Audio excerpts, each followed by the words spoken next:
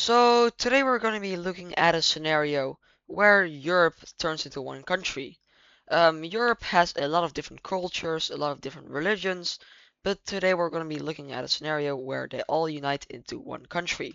So first, we're going to have to look how that would look. Look how that would look. We're going to look at a map that would look and how I'm going to divide Europe. So here's Europe united. Um, as you see, I followed the Euro River and the Euro Mountains, the Bosporus Strait, and the Gibraltar Strait. Um, I also decided to put the capital over in, well, Brussels, since if I would have given it to any other country, it would be really unfair. And Brussels is actually pretty important in real life, since it is, well, it's the headquarters of NATO, it's the headquarters of the EU, so it kind of makes sense. Um, their first, well, in this scenario, we're going to be looking at war scenarios. So their first invasion is going to be, well, some countries, some fake countries. It doesn't matter. It's going to be the Europeans against Abkhazia, South Ossetia, Georgia, Armenia, and Azerbaijan. Normally, if you invade Azerbaijan, Turkey would come to help them, but this time the Europeans are way stronger, and it's kind of like unfair to them since um, like you don't have Istanbul anymore, and the Europeans again are way stronger, better technology, better airplanes, better navy. Like, it's just not fair. You don't want to do that, so uh, the Caucasians will be on their own. So what's gonna happen is the Europeans are gonna be pushing over here from the west. Problem is there are mountains here, if you can show, yes. And it's gonna be pretty hard to push through until they just get through it. And it's still mountainous over here, but it's a little bit less mountainous. And because this is so mountainous over here, they're gonna be using their navy to make a landing over here, which is gonna be hard to supply, but it's easier than going through the mountains. They'll go up to the border of Iran, and we'll be pushing towards Baku. They eventually go inside of the mountains and siege Baku with navy and the land army, and eventually South Ossetia also falls. A bunch of troops over here are encircled, which surrender, and Georgia's capital just got captured. They go over to Yerevan in Armenia, they also surrender, and then Azerbaijan's capital falls, which they also surrender. And, well, they're gonna be fully occupied, and the peace treaty is gonna look something like. So as well as peace treaty, they will get fully annexed, and well, the capitals of South Ossetia and Abkhazia, they're not real. Well, they're real, but they're just not big enough to be a major city in the EU. Um, Next, the Europeans will probably be eyeing up. Well, if you look at this map, you will think Turkey. They will actually be eyeing up Tunisia. This is mainly France and well, Italy's doing.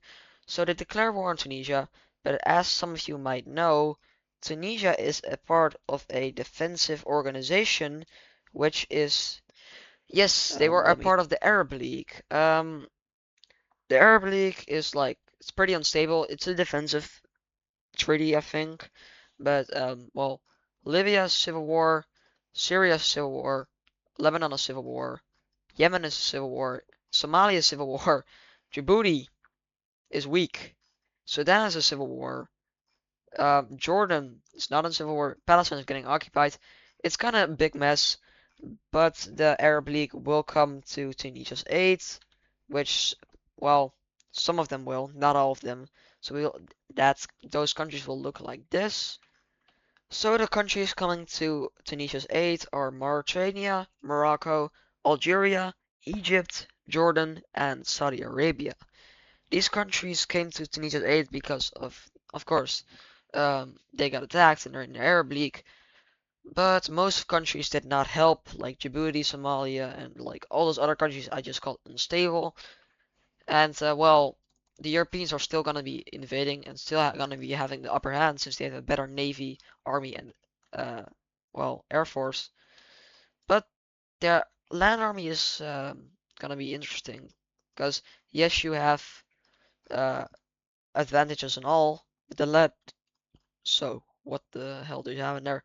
The land army is gonna be contesting. The Europeans still have better technology though, so they captured these two cities in the first, well, month. They make a landing outside of Oran, they capture the city, and push in more inwards. What? Push in more into the inwards of the country. Eventually, Algerian forces push them back and even meet up with the sea. They cut these two off and encircle Oran. These troops will get encircled and they will eventually be captured or killed. For Tunisia, it's not going so good though, since Tunis falls and Tunisia is kind of downhill. Only reason they're still in this war is because Algeria is next to them and they're helping them. So that's their only motivation. Egypt will not be doing anything, just like Saudi Arabia, and these guys will also not be invading them since it would be a death trap. 100 million, yeah, you don't want that. So they'll be focusing on Morocco because the USA is supplying the African countries through Morocco and Mauritania, which basically only for Morocco since Mauritania just left the war. Since they just saw Tunisia get decimated, well, everyone. And the Europeans are going to walk through Morocco's capital like it's nothing. They already know the geography since they've colonized it before, and they will slowly walk along the coast. Eventually, Morocco will hold out in the mountains, and it's Algeria's turn. The Oran encirclement fails, and the Europeans push more outwards. The front over here from Tunisia moves on, and there is just been made a landing over here, which captured the city, and it's just not looking so good. All of these fronts come towards the capital, and Algiers eventually falls. Tunisia surrenders, Algeria surrenders, Morocco surrenders, and the rest kind of they leave the war. So let's look at this peace treaty now. So as we see in this peace treaty, the northern coast of Morocco, Tunisia, and Algeria will all be fully annexed into the European Union, and the rest of Algeria and Morocco will be merged into a puppet state. I'm sure there wouldn't be any rebellions over here. That is joking, because these guys don't really like each other, but they merge together to defend Tunisia. The European Union's next objective is probably going to be take down the Middle East. The Middle East is strong together, but if you pick them one by one, they're not really that strong, except for Turkey, which will be invaded next. Only problem is some of Turkey's friends and enemies are going to help Turkey. Yes, even Iran. Yes, even Syria. Yes, even Egypt again. Even even Saudi Arabia. Jordan, Iraq, Kuwait, Qatar even, UAE, Lebanon, Palestine. And well, you guys might expect this, but Israel would join on the red team on the side of, well, the European Union. So the European Union was not prepared for this. They were prepared for an invasion of Turkey. Not for this though. So they will be invading Turkey with a naval invasion over here. And they will be pushing into the eastern part of Istanbul and capturing that area. The Russians and Ukrainians will make a naval landing over here and push through the mountains of Turkey in the east. On the other hand, though, Iran is able to push into a lot of, well, Azerbaijan and Armenia, and they're getting very far, but not as far as they might have hoped. And while Israel slowly falls after a couple months.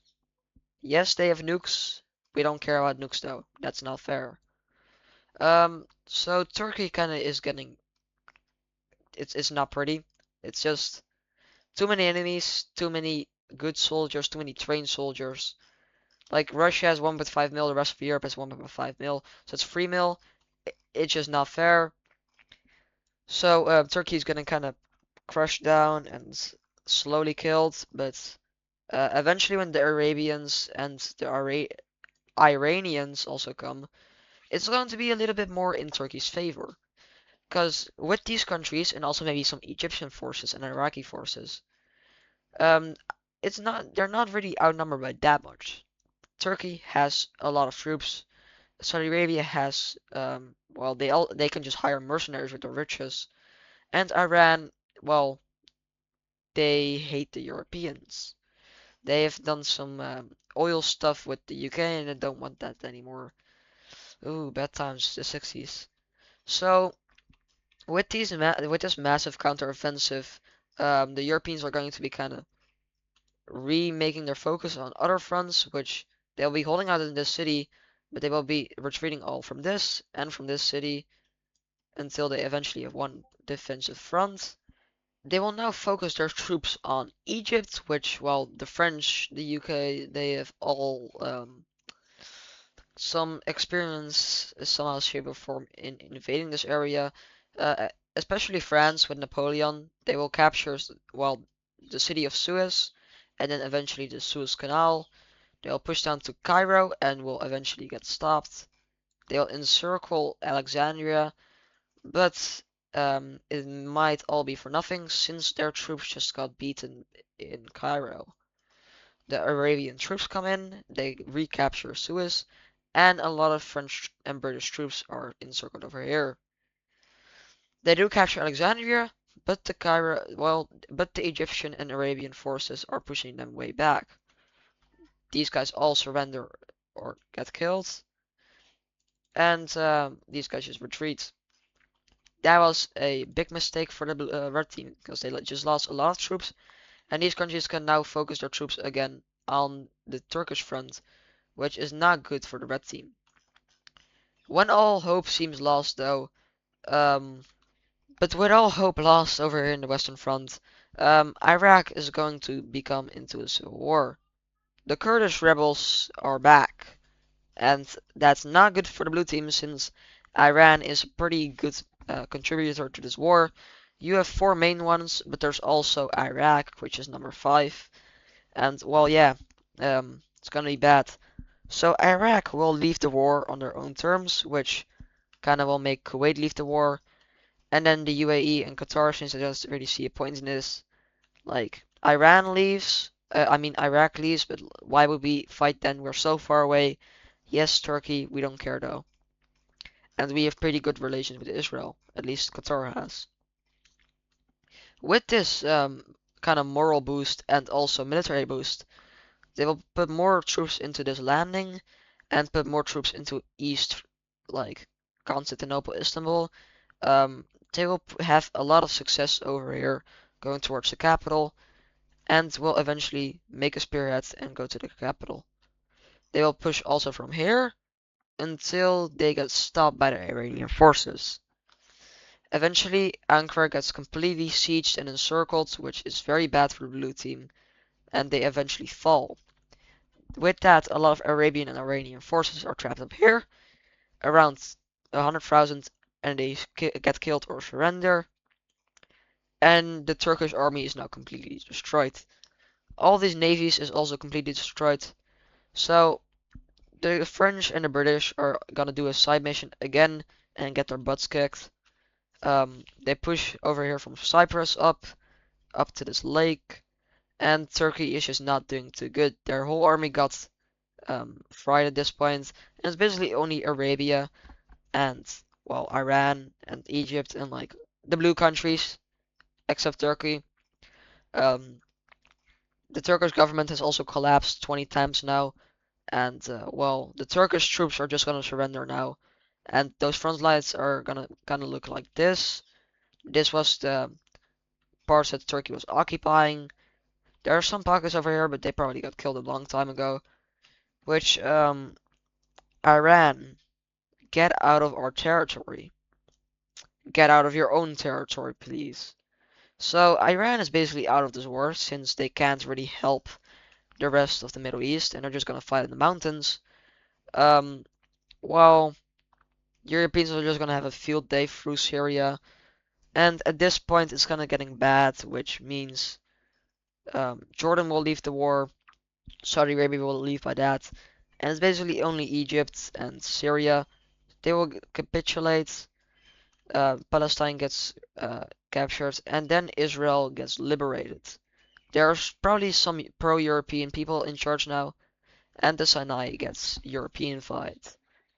So at this point, it's really bad for the blue team, and they just kind of like opt the peace. And well, we will look at the peace treaty now. Okay, so as we look at the peace treaty, the European Union will annex northern Iran, they will annex all of Turkey, and they will annex all of northern Syria. They will ally with Israel because it has now a pro-European government, and Israel will get the Sinai, all of Palestine, and all of Lebanon. Syria will be pushed into a puppet state, and the Kurdish rebels got their independence, and they will ally with the European Union. At this point, the European Union has a lot of enemies, which they do not care. They will just declare war on Russia. Ho, they will just declare war on Russia, which is finally the breaking point for a lot of countries. The Europeans have expanded too much. Let's look at this worldwide coalition. So as we look at this coalition, yeah, the Europeans are cooked. Like the first couple days, they're gonna have an advantage, but like, um, so they do that in the first couple weeks, and then the Chinese, North Koreans, everyone comes at them, and well, I'm not gonna be unrealistic, but it will be like 10 million troops of China, maybe like 4 million troops in North Korea, like maybe a million of Pakistan, like I don't know, a lot of everyone. Everyone would just like Israel would die. Egypt says first time's the charm. Um, Africa will get decolonized, and well, the main reason this is going so bad because the Europeans would probably be able to even like they would be able to defend about this, but the Americans have just landed in Lisbon, and with the Africans, they're going to colonize Spain, and the Iberian Peninsula is now African and American. The Irish rebel. Oh no. Switzerland wants their neutrality back. Oh no. And the French have the 6-7 revolution. I know, not funny, but I just can't keep up with how many revolutions they have. And as you might know, the Balkans are just gonna break away and erupt into a civil war, which with that, Turkey is going to rebel. Italy is going to like also get invaded and switch sides. Then the UK gets bombed, and the Chinese entourage of troops is going to Berlin and annex it. They're going to burn Moscow, burn Kiev, burn everything, and over to Brussels where they just eat some French fries. After that, they kill the entire European population. So after that, the Europeans surrender. Um, that is probably how it would go if a coalition like this would ever form. Luckily, this is a fictional scenario, and the Europeans would never form into one country, and a coalition would never happen. So, I guess let's look at a peace treaty, but I think you guys already kind of know the peace treaty. Um, we're gonna show it to you anyways. So as we look at this peace treaty, the world just comes back to normal. There's only going to be one little like change, which um, if you're Israeli, please look away. You're going to be annexed by Palestine. Don't worry, you guys will have two capitals. So, if you're an Israeli supporter, just like say that Palestine got annexed by you. I don't care what you do. It's my video. You can imagine. I don't care. Do what you want. So, that will be the end of this video. I hope you guys enjoyed this video. I hope you guys liked it, and well, because this subscribe to me. If you want to join the Discord and be notified when I upload these videos, please join the Discord, link in bio. And well, like, subscribe, comment the video idea. If I heart your comments, that will mean I will do your video idea. And well, Dr. Member out. See ya.